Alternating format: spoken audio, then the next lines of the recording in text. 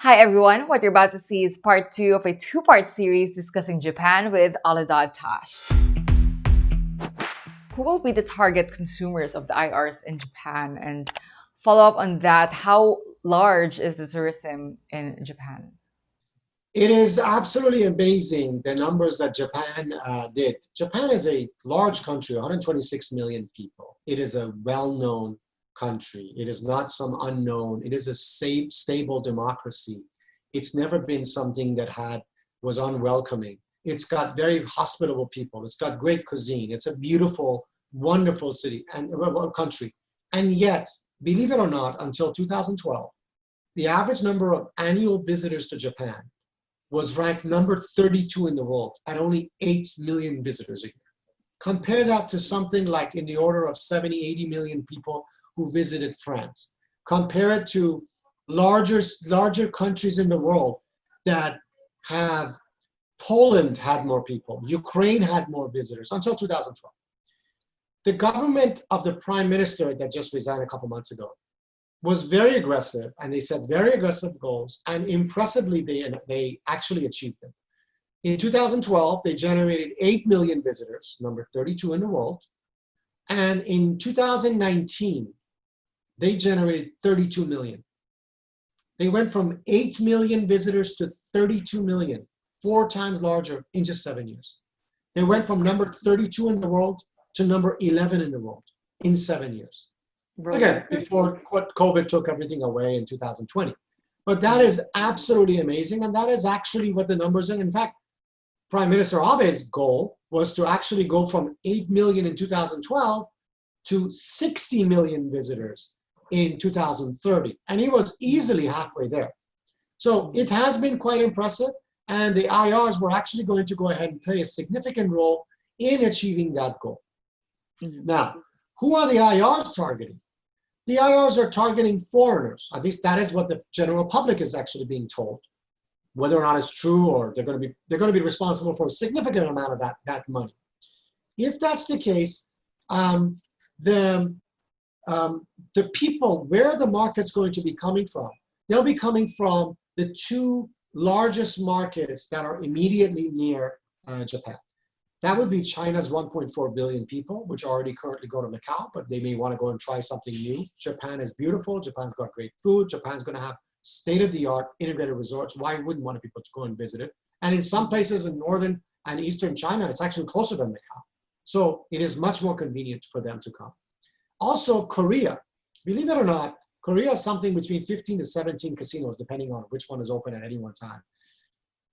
Korea has only one casino where Korean nationals can actually gamble. All the casinos in Korea are foreigner only except one, which is some remote corner all the way distant from Seoul.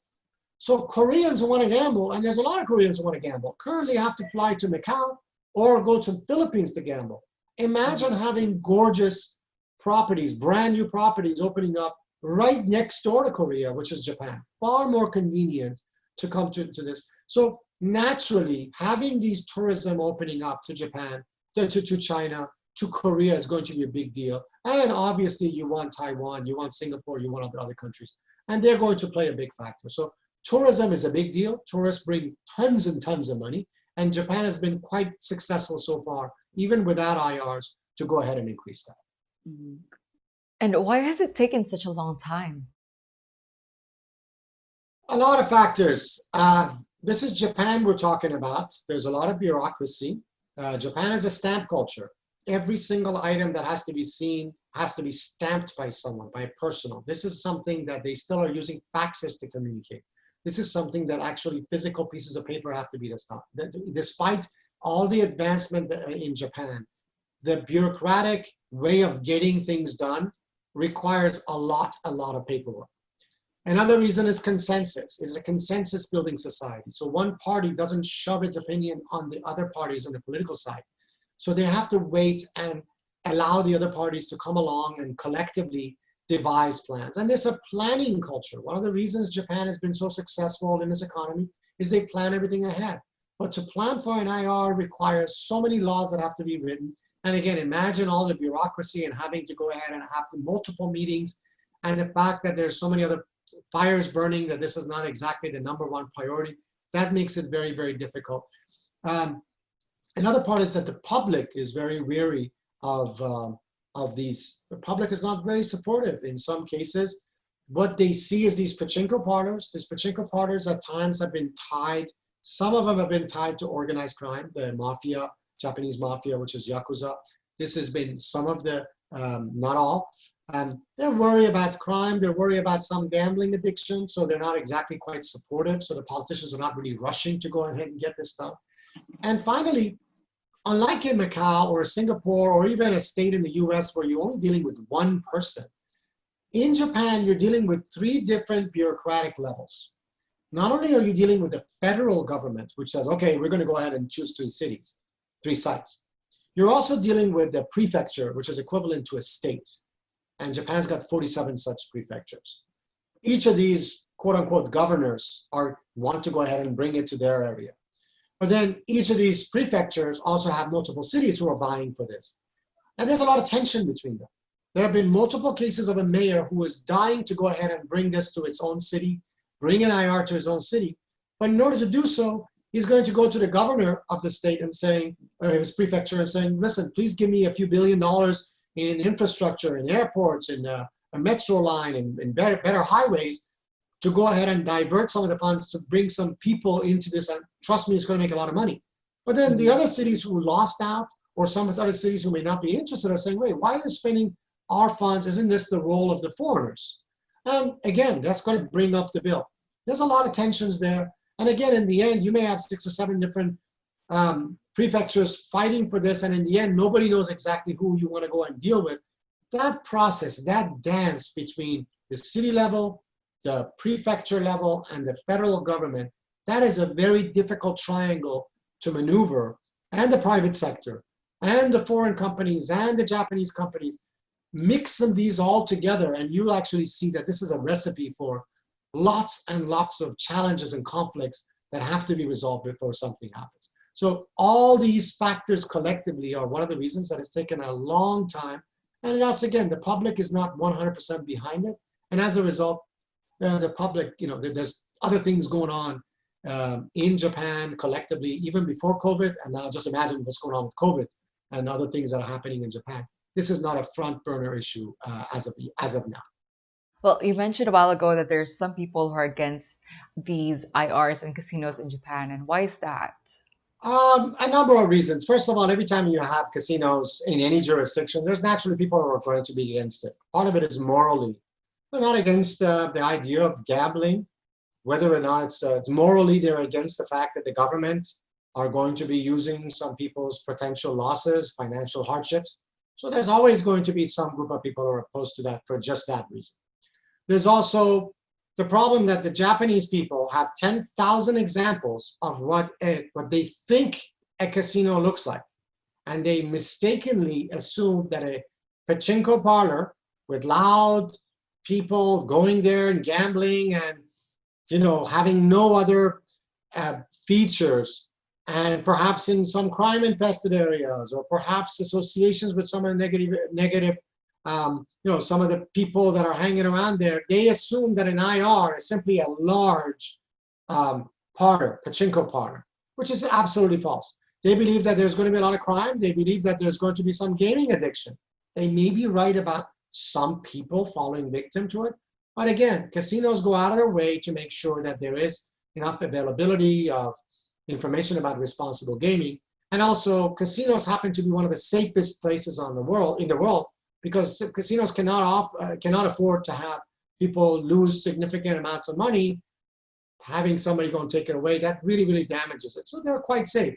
Unfortunately, this will not be known until an actual IR is there for people to experience and see, wow, an IR and a casino within an IR is quite different than with the pachinko parlor.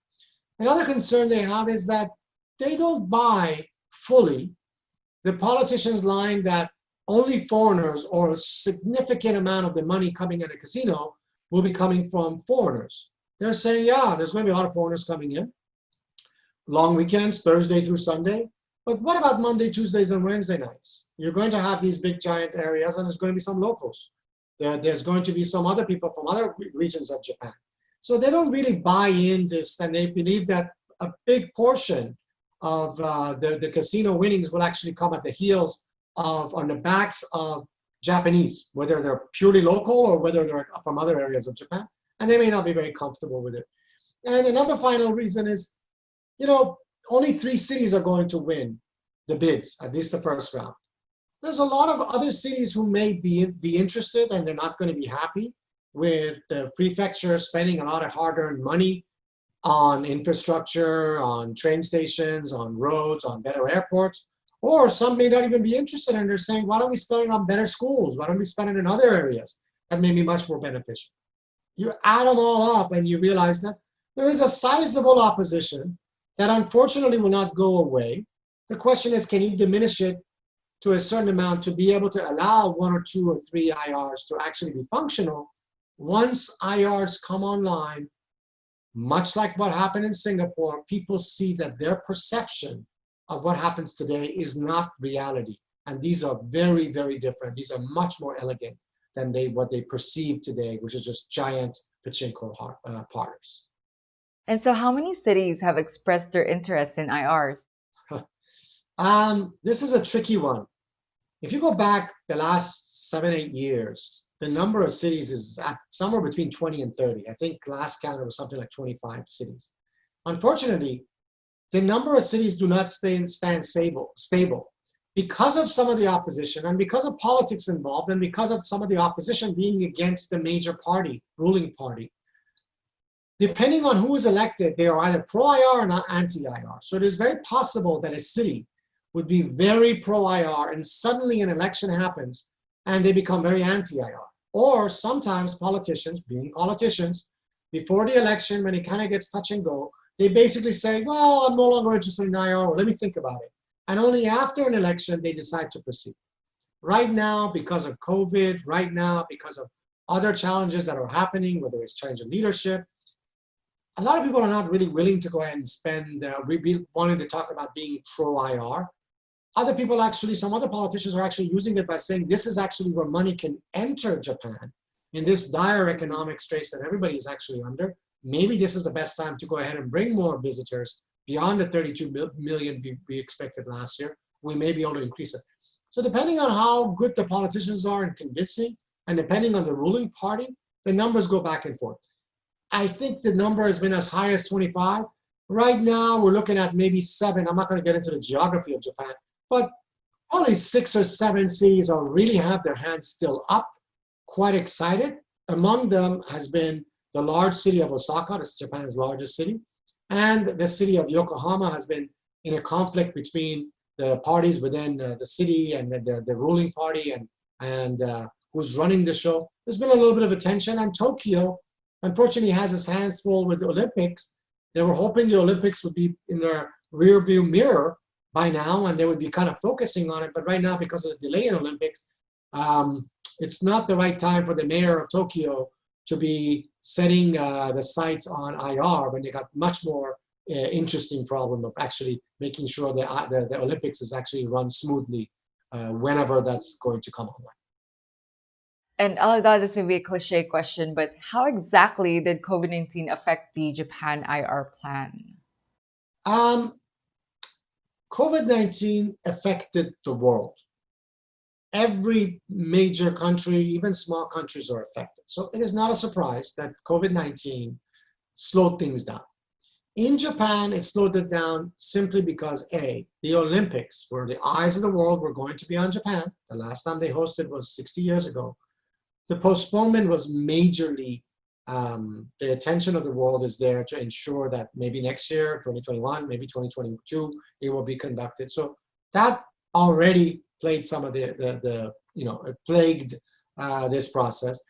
A lot of the casinos, the foreign casinos that were willing to come in and spend billions of dollars to come in and invest suddenly had their own crises to worry about. When casinos are losing money in Macau, when casinos are losing money in Las Vegas, they're not really going to be so excited about going and asking for money and loan when they're laying off their own employees. So basically it distracted a lot of these companies, and Also, politicians, because of so many other things going on, the issue of the IR was again put in the back burner.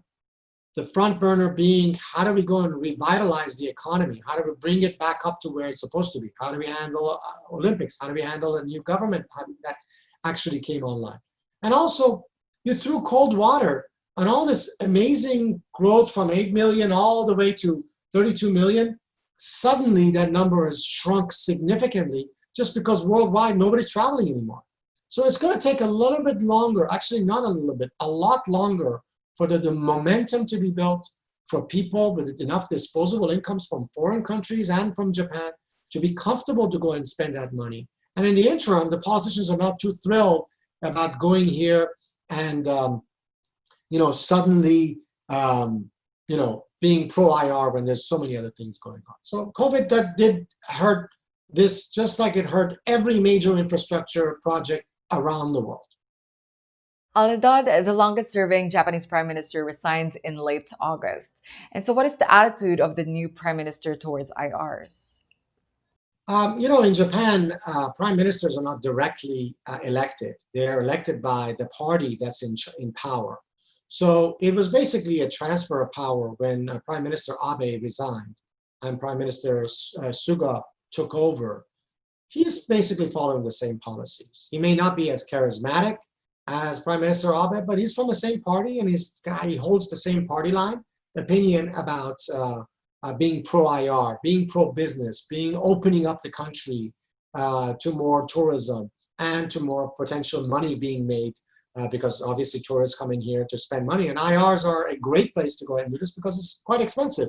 These hotel rooms and the casinos and everything associated with it is going to be world class. So he's in the same party. There's not much difference. But simply because he's coming online, he just came on a few weeks ago, he's kind of in the process of forming his government. And as I said earlier, there's other things to worry about. IR is not necessarily everybody's number one burning issue. There's so many other things that are going on that this is going to be decided a little bit later. And what are some of the unique challenges that foreign operators will face in Japan? Every jurisdiction, be it Macau, be it Singapore, be it Manila, is different from the jurisdictions where people coming from the outside think about it. Macau, there was a lot of challenges. A lot of people coming from New Jersey, from Las Vegas. It took them a couple of years until they realized, wow, the people here do not like the same games, do not like the same system, do not like the same attitude of dealers. It's going to be it's a growing, teething problem. It's going to take a few years until they kind of get used to it. Fortunately for Japan, because there's going to be a Japanese partner, it's not going to be 100% wholly owned by a foreigner. So hopefully, Company A coming from the US or from Macau is going to have Company B as its partner, Company B being from Japan. And they're going to basically be more understanding of one another. One other area that naturally comes in line is Japan has been cursed or blessed with earthquakes, tsunamis, typhoons, volcanoes, you name the natural disaster, Japan has it. So the building code is going to be adjusted. It's not going to be the same process. And I opened the first integrated resort in Macau, Venetian, in 2007. The first couple of IRs take longer to build than the third and fourth and fifth because the building code and some of the challenges that will be happening, very bureaucratic, bureaucracy having to be overcome. It's going to take some time. So I think this is normal for any company going from one country to another. I don't think there's anything special about the Japanese. They have a different culture. They have a different way of looking at things. They may not be comfortable with some of the boisterous, loud crowd coming from the US, from China, from other regions. It may take a while until they realize what's the ideal. Maybe it takes a few years. But in the interim, they're going to make good money. And hopefully when they figure out what the culture demands, they're going to make even more money. And how exactly will IRs impact the pachinko industry and vice versa? Will this possibly result to the extinction of pachinko parlors? No. Pachinko parlors, there's 10,000 pachinko parlors. Now, first of all, let's just say that pachinko has actually been in a steady decline because as people are getting older and older, the new generation is not as interested in these games. They don't have as much money to go and do this. So pachinko is slowly diminishing, but it's not going away. $30 billion is a long time before it becomes lower. Pachinko will definitely be affected in those three cities that initially the IRs are going to be there. But they will be much like Las Vegas. When bigger, giant integrated resorts open up, the emphasis will be on these areas coming from the outside. But the locals still like the convenience of having something a couple of blocks down the street. They're more comfortable. They'll be treated a little bit better. It's more casual. And more importantly, they don't have to pay the 6,000 yen to do the entry fee. So they will not be as effective. They will just simply support a much more local population. Eventually, they'll be competing for the same share of wallet, but let's also not forget that the Pachinko people, because they rely purely on locals, they look for smaller bites of people, whereas the casino attracts a completely different groups of people, much, much, much bigger players. So there will be some play. Some of the numbers will go down, but it will not be as bad. And remember, 10,000 partners. 5 years from now, 10 years from now, these numbers may have diminished to 7,000. That's still 7,000. This That's still still going to be 7,000, quite so big, large. yes. Correct. Well, how about online gaming industry? How is it doing in Japan, and how does it impact the IR in Japan? There's zero connection between the licenses that are going to be put for bricks and mortar. What happens in Japan today is it's a gray area. A Japanese person is allowed to go online using a company that is not located in Japan, perhaps in the Philippines, perhaps in Cambodia. They can go ahead and at their own risk and at their own peril, they can go and engage in gaming. In fact, I've heard from multiple people that Japan is number 2 and number 3 in terms of online gaming. That has nothing to do with this IR bill. These 3 licenses given out are not going to be licensed to go ahead and generate anything online. So it's a completely moot point. Will the Japan government, while they're going and undertaking, putting these 3 licenses, also go ahead and probably clarify what they can and cannot do when it comes to online or even Pachinko? That's something that nobody knows. But these casinos, these IRs, are not going to have anything to do with online gaming. Well, fantastic. We've covered a lot on Japan today. Again, valuable insights you're bringing to the show, and I hope this can be of resource to our audience as much as it is to us. So, Alidad, thank you so much. It was an absolute pleasure having you in the show, and I look forward to talking to you again soon. So do I. Thank you. Take care. And that concludes this 2-part series with Alidad Tash, and we'll be featuring him on a monthly basis covering various topics. And so that is all for myself and Alidad. We'd love to hear how you found this interview, so share your thoughts in the comments below.